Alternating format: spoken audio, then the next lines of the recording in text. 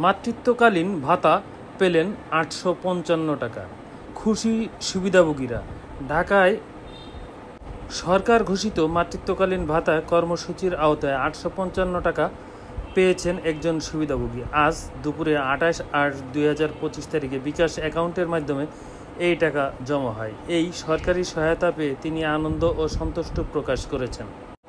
দেশের দরিদ্র ও দুস্থ গর্ভবতী মায়েদের আর্থিক সহায়তা প্রদানের জন্য সরকার এই ভাতা দিয়ে থাকেন। এর উদ্দেশ্য হল গর্ভবতী অবস্থায় মা ও শিশুর পুষ্টি ও স্বাস্থ্য নিশ্চিত করা এবং তাদের জীবনযাত্রার মান উন্নয়ন করা। এই ধরনের সরকারি সহায়তা গ্রামীণ ও প্রান্তিক জনগোষ্ঠীর জীবনে ইতিবাচক পরিবর্তন আনছে এবং সরকারের জনমুখী কার্যক্রম একটি উজ্জ্বল দৃষ্টান্ত স্থাপন করেছেন।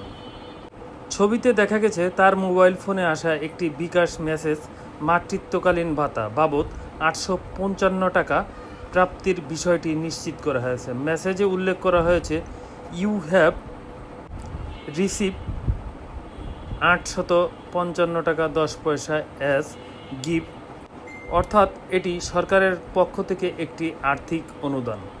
গর্ভবতী অবস্থায় এই আর্থিক অনুদান পেতে আপনার মেডিকেল সার্টিফিকেট এবং জাতীয় পরিচয়পত্র এবং যে অ্যাকাউন্টে বিকাশ অ্যাকাউন্ট খোলা আছে সেই অ্যাকাউন্ট নাম্বার দিয়ে আপনাকে অনলাইনে আবেদন করতে পারবেন। আবেদন করতে হলে আপনাকে অবশ্যই জাতীয় পরিচয়পত্র এবং ডাক্তারি পরীক্ষার সার্টিফিকেট প্রদান করতে হবে এবং অবশ্যই বিকাশ অ্যাকাউন্ট নাম্বার লাগবে। এই ৩টি তথ্য দিয়ে আপনি আবেদন করতে পারবেন। তাই আপনি যদি আর্থিক অসচ্ছল হয়ে থাকেন আজই আবেদন করুন এবং আপনি জেনে থাকলে অন্য কেউ না জানলে তাকেও জানার সুযোগ করে দেন। অবশ্যই এই খবরটি সবার কাছে পৌঁছে দিবেন।